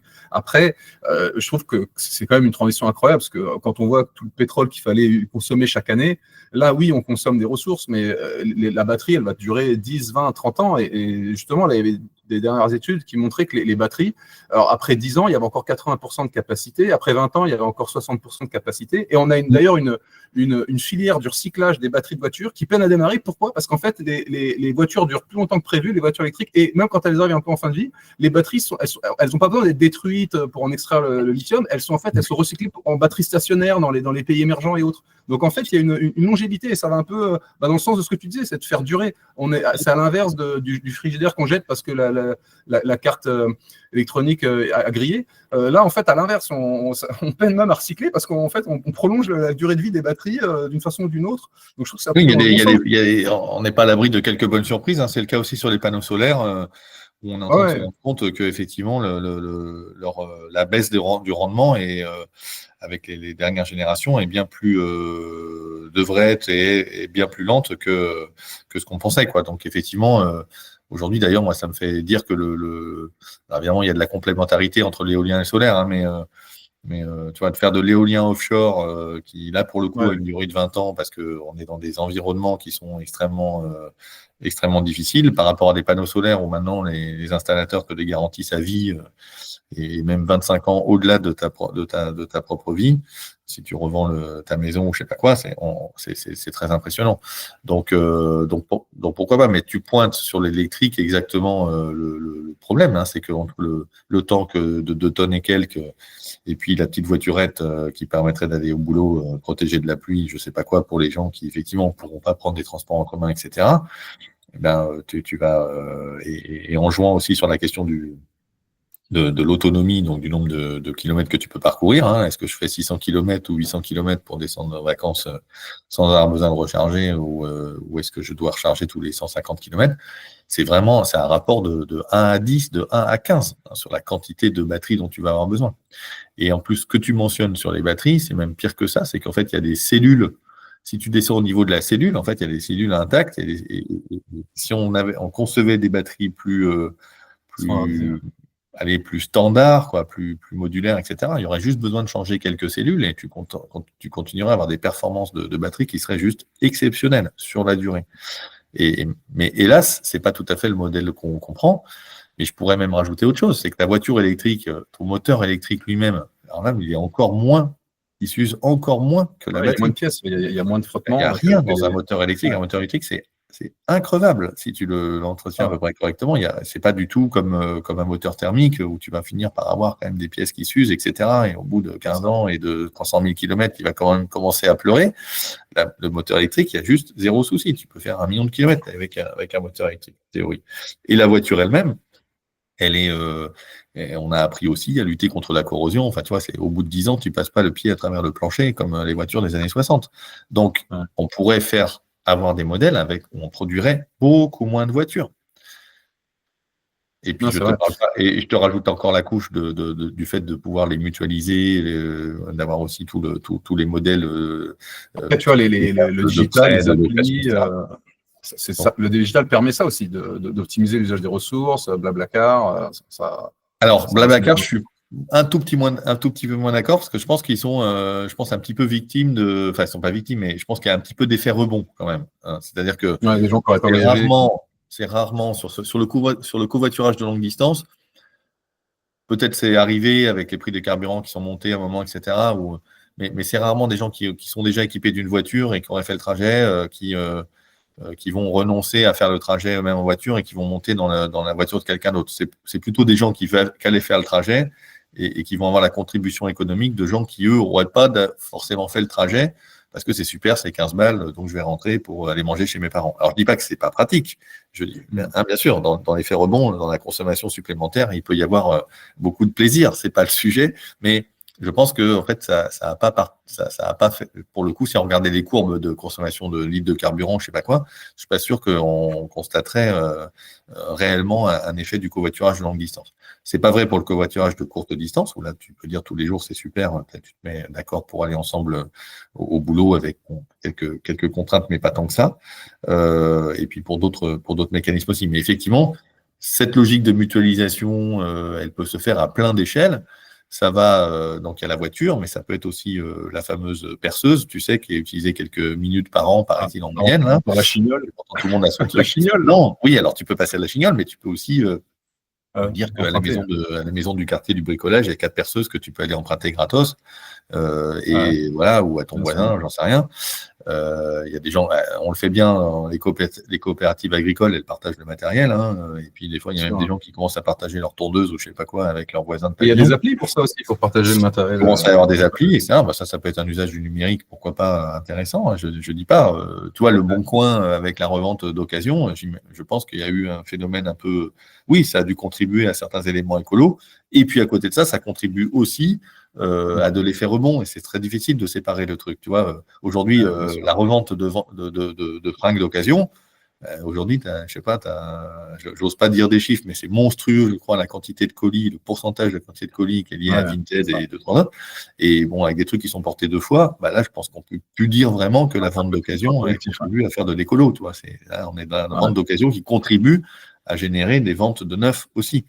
Donc voilà, c'est assez compliqué. Mais on peut faire. Mais cette mutualisation, c'est une vraie piste parce que finalement, tu réduis pas l'usage.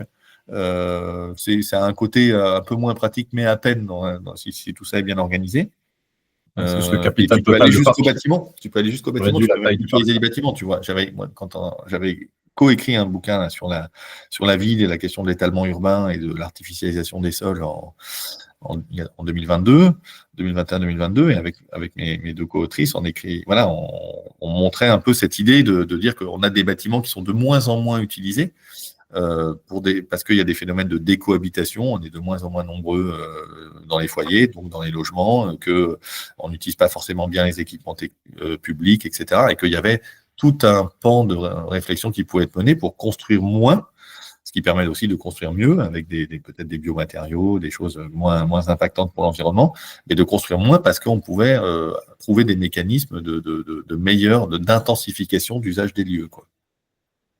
Ouais, alors, tu parlais de mutualiser les machines à laver. C'est vrai qu'il y a plein de mesures. On se dit quand même ça va être compliqué dans les usages. Ou, par exemple, il y a plein de logements vides, mais bon. Alors, la machine à laver, c'est un super exemple, Thomas, parce que tu vois, donc effectivement, en France, tu dis, attends, mutualiser les machines à laver dans les immeubles, non, mais jamais de la vie, je vais aller laver mon truc avec le voisin pervers du dessus, tu vois. Mais tu franchis la frontière, tu vas en Suisse, en Allemagne, c'est le sport national. Ouais. Tous les immeubles collectifs, en fait, enfin tous, la plupart des immeubles collectifs, il y a une buanderie collective. C'est comme ça. Et c'est l'Allemagne, tu vois, c'est la Suisse. C'est pas le retour à l'âge des cavernes. Donc il y a vraiment des sujets qui sont vraiment éminemment culturels.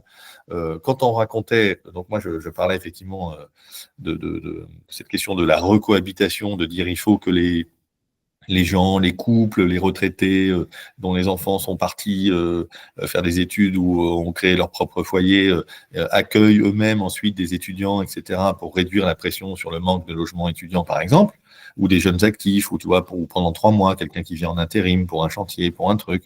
Donc il y a vraiment on pourrait rentrer dans des logiques comme ça. Alors évidemment, accueillir un inconnu chez toi, c'est galère, etc., c'est pénible, c'est spécial. Et du coup, je tombe sur un gars qui revenait de Nouvelle-Zélande et qui m'a dit là-bas, mais là, en Nouvelle-Zélande, le logement est un peu cher. De fait, sans doute, ça contribue, mais que là-bas, c'était vraiment le truc hyper standard d'avoir un jeune actif ou un étudiant à la maison, avec la famille, avec les enfants. Donc, tu vois, donc il y a vraiment, et pareil, la Nouvelle-Zélande, tu vois, c'est l'endroit où se réfugient les milliardaires de la tech si jamais il y a le monde s'effondre. Il paraît qu'il y a une certaine douceur de vivre, j'en sais rien. Donc, il y a vraiment je pense qu'il y a quand même des choses un peu culturelles.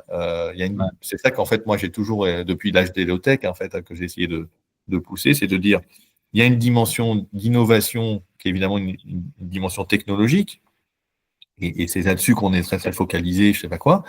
Mais en réalité, il faut aller chercher aussi les dimensions de l'innovation qui sont sociales, sociétales, culturelles, organisationnelles. Je prends souvent cet exemple-là de la bouteille qu'on peut nettoyer et puis on peut faire réembouteiller. Standardise un format de des standards qui fait qu'on pourrait mettre de la bière, du vin, de l'huile, je sais pas quoi. Eh bien, il n'y a pas d'innovation technique là-dedans. Le nettoyage des bouteilles, c'est un truc qu'on maîtrise même d'un point de vue industriel depuis très longtemps. Mais par contre, en termes d'organisation, waouh, en termes de modèle économique, waouh, là, il y a vraiment quelque chose à réfléchir entre les avec des étiquettes en noir et blanc. Ouais, idéalement, bien sûr, collé avec de la colle de reste d'arêtes de poisson pêchées durablement, bien sûr. Ah ouais. Non, mais parce que ce soit dans la BD ou dans le bouquin, il y a plein de petites séries de mesures. Alors, certains font sourire, mais c'est marrant. Donc, un cochon dans chaque immeuble. Ah oui, ça À la c'est dans place la de géothèque, c'est poulet. pas, je n'ai pas osé le faire dans la BD parce que depuis on m'a dit, alors depuis l'âge d'Élotech, alors qu'est-ce qu'on m'a fait comme remarque là-dessus? On m'a dit oui, bon d'abord il y a des questions d'odeur. Alors oui, c'est vrai que ça viendrait, ça vient du Mais, coup faire un décalage culturel peut-être qu'on supporte plus certaines odeurs de la vie quoi quelque part, mais qui servent parfois à nous nourrir. Et puis alors l'autre remarque qu'on avait faite, c'est que maintenant avec les questions un peu sanitaires. Tu vois, le ouais, cochon, c'est quand même un animal avec lequel ouais, on non, a c'est un peu quelques virus et tout. Alors, tu mets un cochon, 3 canards, tout ça dans les immeubles et avec la densité des grandes métropoles, bon, peut-être que ça te multiplie les problématiques sanitaires, j'en sais rien. Donc, ouais. Non, mais alors, d'ailleurs, pour l'anecdote, la poule transforme plus de ce qu'elle mange en protéines que le cochon. Donc, c'est un meilleur rendement bien sur la sûr, oui, valeur des oui. protéines. Mm. Donc, bon, c'est peut-être un peu moins sale. Mais c'est marrant parce que alors, Et j'ai là aussi, vécu tu as un sujet de grippe aviaire et tout, hein, ça te rigole. ouais, c'est vrai, c'est vrai. Ah, c'est marrant parce que j'ai vécu à Singapour. Et bon, à Singapour, hein, on va dire le père fondateur de la nation, il a fait passer toute la population d'un mode de vie rural à un mode de vie urbain. Et donc, on a des populations qui se sont retrouvées à devoir habiter, emménager dans des immeubles. Et, bon, ils avaient un peu de mal. Et donc, il y avait des anecdotes où ils essayaient de faire monter le cochon via les escaliers. Il y avait des poules dans les appartements. Ils se retrouvaient à uriner dans les ascenseurs. Et c'était compliqué dans l'autre sens pour eux. Mais ouais, alors, entre autres, comment dire, solutions. Ah, alors, tu étais un peu radical quand même à l'époque. Hein. Donc, les banquiers, les comptables, les juristes, les publicitaires, tout ça, ça va disparaître. C'était un peu dur quand même pour eux. Euh, Oui, c'est un peu dire, tu... oui, enfin, j'en faisais partie, hein, tu vois. Ouais, Enfin, c'est vrai, on se met dans l'eau. Ouais. pendant 10 ans, j'assume. Alors, il y a quelque chose qui me paraissait incroyablement bien vu, et je me demande s'il y a eu des progrès, c'est le rechapage des pneus. C'est vrai que ça paraît délirant, ce gaspillage sur les pneus, et ça avait l'air de fonctionner, ça.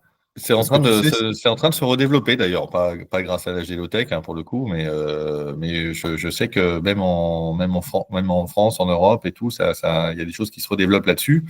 Alors en fait, quand tu rentres vraiment dans le détail, je crois qu'il y a des petites subtilités avec le fait qu'il faut quand même que ta carcasse tienne quand même du coup beaucoup plus longtemps. Donc du coup, il faut que tu rajoutes un petit peu de fil acier dedans. Ouais, Donc d'accord. l'arbitrage entre l'acier qu'il y a dedans et le truc. Mais bon, oui, globalement, je pense que ça fait partie des mesures assez simples à mettre en œuvre. Mais pareil, en fait, il faut que ça aille avec la réduction de la taille des voitures et de la largeur des pneus. Parce que quand Ah tu oui. vois ce que c'est qu'un pneu aujourd'hui moyen de voiture, ça n'a plus rien à voir avec un pneu il y a 50 ans. Alors évidemment, ils éclatent moins aussi, sans doute. Voilà. C'est vrai qu'on voit plus trop de gens avec des pneus crevés sur le Oui, des gens bas-côté. avec Hein. des criques sur le bord des routes, avant, t'en voyais, quoi. Hein, ça, c'est aussi. Ouais. Mais ça, je pense que c'est c'est la partie sympa du progrès technologique. Hein, c'est que, voilà, Mais bon, on a on moins amélioré d'insectes, les quoi. fiabilités et tout ça. Mais sauf que, du coup, on ne sait pas capturer ces gains technologiques, on ne sait pas bien les capturer pour faire durer plus, finalement. On les capture Ouais, pour avoir un niveau de service, mais après, finalement, on va le jeter aussi vite. Et c'est quand même, effectivement, vraiment un gâchis de ressources. ouais. Phénoménal. Donc ça va revenir, je pense. Et en plus, ça va revenir avec des modèles économiques qui vont être trouvés assez facilement, je pense. Alors, une solution que tu n'as peut-être pas osé remettre dans la BD, c'est les moutons et les lapins à la place des tondeuses. Ça, c'est Bon, pas bah, mal. là, pour le coup, ça se développe Ça, aussi. Hein. Alors, c'est peut-être il y a peut-être un côté légèrement greenwashing, mais tu as ouais. des moutons, Il c'est y a des même pas services. légèrement, c'est même hyper greenwashing, mais tu as des moutons à Roissy, je crois, qui laissent pas très loin du terminal 2. Ouais. Et puis, tu as des trucs t'as des services même pour des sièges sociaux, tu vois, des choses comme ça, où tu as des gens et même tu as des accords même avec des bergers dans des zones Ouais, un c'est peu pas mal. d'activité pour venir entretenir. Donc, moi, je pense que effectivement, ça va. La ville a rattrapé la campagne d'une certaine manière, si on pourrait dire ça comme Ouais, ça. c'est vrai. L'articulation, elle est à trouver, elle est plus grande. Et effectivement, peut-être qu'il y aura une interpénétration plus grande dans le futur. Donc pourquoi pas, ouais. Non, c'est pas le Oui, plus ouais, bien sûr. dingue. Plus Ça me paraît très anecdotique possible. réaliste là, pour le coup. Ouais. Mais après, les petites mesures au quotidien pour nous, alors je ne sais pas si tu continues de faire ton propre dentifrice, mais tu parles aussi d'utiliser la cendre de cheminée pour pourquoi pas même nettoyer son linge. Pour faire la Il y a des lessive, etc. tutos. Oui, Bah, en fait, ça, c'est surtout de. Alors, est-ce que c'est toi qui le fais toi-même? Parce que évidemment, tu peux surfer sur la vague du do it yourself, mais en même temps, les gens, ils n'ont jamais eu aussi peu de temps. Ils te disent C'est que ça. les En même temps, rythmes. il y a les tutoriels sur YouTube aussi qui changent la donne, hein. Il y a un retour au do-it-yourself avec les tutoriels sur YouTube et tout ça. Donc ça, Exactement. il y a cette tendance aussi. Donc, il peut y avoir un peu de ça, mais il peut y avoir aussi, je pense, des petites organisations locales qui le Ouais, font pour pour toi et mutualiser ça crée des métiers et ça crée du tissu un peu socio-économique, tu vois. C'était un peu l'idée de ou dire, même des activités en fait sociales en groupe, faire exactement, en sorte déjà et de ne faire tout aujourd'hui, le seul dans son pharmacien, coin. il te distribue que des boîtes, mais autrefois, il te distribuait, il te faisait voilà, il te préparait, il te faisait des préparations, etc. Donc, c'est des choses qui ont un peu disparu, mais qui peuvent revenir sous une autre forme. Ouais. Et se raser à l'huile plutôt qu'à la mousse à raser, ça, t'as vraiment testé, ça fonctionne? Ouais, ça fonctionne, mais moi, tu as vu, là, je me rase moins maintenant, en fait. Je me tonds Ouais. avec un moteur électrique. Donc, pour l'instant, écoute, j'ai une tondeuse que j'ai achetée en 2004 qui tient toujours, qui est un peu rafistolée, mais dont le moteur Ouais, mais électrique c'est est pareil. impeccable et je tourne Pareil, comme ça. pareil. Et du coup, ça fait que je Ouais, suis ou alors, de temps en temps. tu préconisais se laisser pousser la barbe, sinon c'est très bien. Choisir d'être barbu. Pourquoi pas, hein. Oui, tout simplement, ouais, c'est Ouais. une autre possibilité. Ouais. Peut-être que tu Et, consommes un peu plus de ça, il faut voir les arbitrages. Tout ça est toujours très compliqué et plurifactoriel. alors là, tu t'étais bien lâché parce que ça m'a fait rigoler aussi. Remplacer les technoparades par des concours de lyre et de flûte de pan. Ouais, ça faisait très Grèce antique. Ouais, Les après ça, c'est parce que bacchanales. j'écris le soir. En fait, à l'époque, j'étais plus jeune et j'avais le courage encore d'écrire le soir. Aujourd'hui, j'écris plutôt le week-end ou pendant les vacances. Ouais. Mais à l'époque, j'arrivais à m'y mettre un peu le soir. Et donc, forcément, du coup, vers 11h, minuit, ça te rend plus Non, mais c'est lyrique. génial. Mais, et alors ça, sérieusement, est-ce que ton boulanger te regarde toujours aussi bizarrement quand tu arrives avec ton sac en toile à la boulangerie? Oh, Bah, c'est beaucoup moins moins, parce que commun quand même. ça s'est pas mal, ça s'est développé un Ouais, peu quand même, ça. Mais cela dit, il y en a encore pas beaucoup, hein. ouais, Il y a encore beaucoup qui sont avec le papier plutôt qu'avec le sac à pain qu'il faut mettre dans la huche en rentrant. ouais. Et Giono qui Alors, parlait de la civilisation de la huche à pain.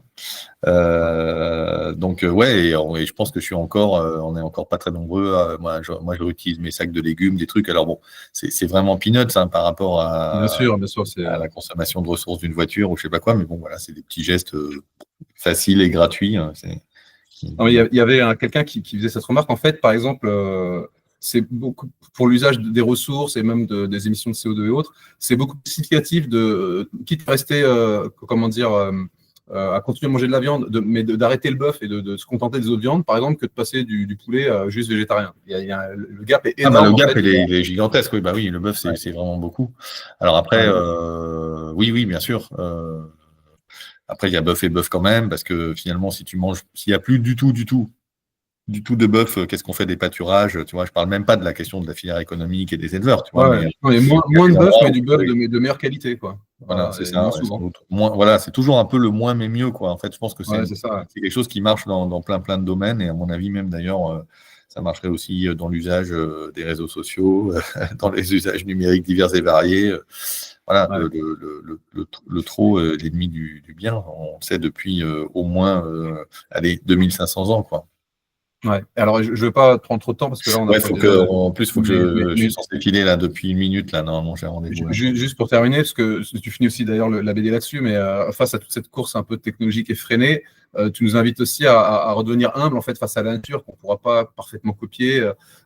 Tu nous invites à nous extasier, c'était dans ton bouquin, devant le martinet noir. C'est vrai que j'ai halluciné, quoi. Le martinet noir, il vole pendant 5000 km sans se poser.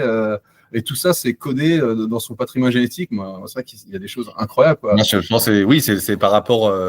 Effectivement, il y a eu un développement incroyable des connaissances, il n'y a aucun souci, mais c'est vrai que. Alors, c'est pas du tout. Je suis pas en train de virer créationniste sur la fin de.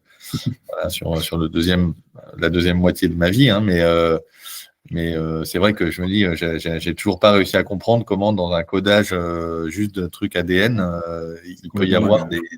des comportements Ouais, comment les comportements sont codés, parce qu'il y a des animaux, les comportements sont en partie acquis, bien les sûr. parents s'en Et là, occupent, je sais pas, les ours, les machins, mais il y a d'autres trucs, voilà, je comprends pas en fait comment on code dans des trucs pour fabriquer des protéines, comment on peut coder la forme d'une toile d'araignée, et donc ça me rend ouais. effectivement très très humble par rapport à tout ça, en me disant en fait qu'on a toujours rien compris, quoi. On a juste éclairé un truc incompréhensible dans une très, très, très grande pièce. On a juste passé un coup de lampe torche et on a compris un ou deux trucs, mais on n'a pas tout compris. Et donc, finalement, oui, c'est aussi, on a essayé de laisser une place importante au vivant dans le livre, même si, enfin, dans la BD, même si elle est très, il y a beaucoup de techno, beaucoup de machines, beaucoup de choses comme ça. Mais en fait, voilà, on a essayé de mettre des espaces de respiration et un hommage aussi à la question du vivant, en se disant que là, en fait, les capacités de rebond sont phénoménales. Tu vois, par exemple, les quelques expérimentations qui sont faites sur des parcs marins, par exemple. En fait, au début, les pêcheurs sont pas contents, tu vois, parce que tu peux plus aller pêcher à tel endroit, etc. Et en fait, en quelques années, mais littéralement quelques années, il y a une profusion de poissons qui sortent la nature reprend de cette zone-là et qui se remettent à… Voilà, on l'a vu pendant le Covid, hein. Et même d'ailleurs la zone de Tchernobyl, il y a apparemment une floraison, une recrudescence de nature, de ouais, alors flore. faut pas souhaiter du Tchernobyl partout, mais du coup, oui, bien sûr, les capacités de rebond sont très très grandes. Alors, même si à côté de ça, il y a aussi des phénomènes de pollution globale, etc. Donc, on parlait tout à l'heure des microplastiques, des polluants organiques persistants, etc. Donc c'est très gênant parce qu'on va rentrer dans un monde où il faudra finalement accepter la dégradation et ou la réparation. De mettre de l'énergie quelque part dans la réparation, dans le nettoyage, etc., dans la dépollution. Et moi, j'aimerais bien qu'on oriente de plus en plus l'innovation et une partie de nos capacités économiques sur ça, même si on ne pourra pas nettoyer quelque part les océans. Il faut d'abord arrêter le robinet de la plastique. Mais du coup, effectivement, il y a quand même aussi des capacités incroyables de rebond et d'adaptation probablement, même si évidemment le changement climatique va tellement vite qu'il va avoir des effets terribles, très probablement sur la biodiversité. Mais quand même, on peut aller chercher ces ressorts-là et quel plaisir et quel bonheur d'imaginer une civilisation technique qui serait plus apaisée et plus en articulation avec le monde vivant. Voilà, c'est mon rêve. Et pour finir là-dessus, justement, viser le retour des lucioles. Est-ce que tu peux peut-être juste expliquer ça le retour des lucioles, les lucioles, oui, donc il faut aller voir, c'est un hommage à Pasolini. Je m'en souviens, j'étais gamin, j'avais vu quelques lucioles un été, puis depuis, plus rien. J'ai plus vu de lucioles depuis je sais pas combien de temps. C'est dingue quand on Voilà, et ben voilà, donc c'est ça. Et en fait, alors moi, je crois que j'en ai vu qu'une fois dans ma vie, mais je m'en souviens encore, je sais quel jour c'était, je sais comment c'était, tu vois, c'est un peu comme le 11 septembre 2001, quoi, d'une certaine manière, je sais ce que j'étais en train de faire. Et en fait, c'est vraiment un spectacle d'une féerie incroyable. Alors, il y a encore des pays, je crois en Chine et tout, enfin, il y a plein d'endroits en Asie, tu peux aller voir des lucioles encore, mais elles n'ont pas disparu de la planète entière. Et puis, il y a des dizaines d'espèces de lucioles différentes. Voilà. Mais du coup, effectivement, dans notre vieille Europe, l'effondrement des insectes est juste phénoménal et terrible. Et puis, en plus, les lucioles, elles prennent d'autres choses avec les questions de pollution lumineuse, etc. Donc voilà, ouais, faut retrouver cette magie-là, la magie du vivant qui est partout aussi autour de nous et qui peut-être parfois un peu peut nous apaiser un peu. Ouais. Bah super. Écoute, je te remercie Philippe pour ton temps, pour toutes ces explications. Moi, je recommande encore une fois vraiment de se jeter sur cette BD, de se l'offrir pour soi-même, de l'offrir à d'autres, de demander à ce qu'on nous l'offre, parce que c'est vraiment génial. Et oui, je vais juste finir sur le dernier conseil que tu donnais. Voilà, vous êtes invité. Si vous êtes invité chez des gens qui ont un jardin, plutôt que d'apporter des fleurs, vous demandez à uriner dans le jardin. Alors, on n'y est pas encore là. Voilà, ça c'est le décalage des références culturelles. Ça va mettre encore un tout petit peu de temps, mais ouais, c'est pour enrichir les sols de manière totalement biologique. Ouais. Exactement. Moi, je suis pour. Parfait. Merci beaucoup. Merci beaucoup, Philippe, et je te souhaite une bonne journée. Puis voilà, à très bientôt. Parce que j'avais plein d'autres questions, mais c'est impossible. C'est passé vite. Là, on est déjà à 1h30 facile. Ouais. Ouais. Ça marche. Allez, merci et merci à tous. Ciao.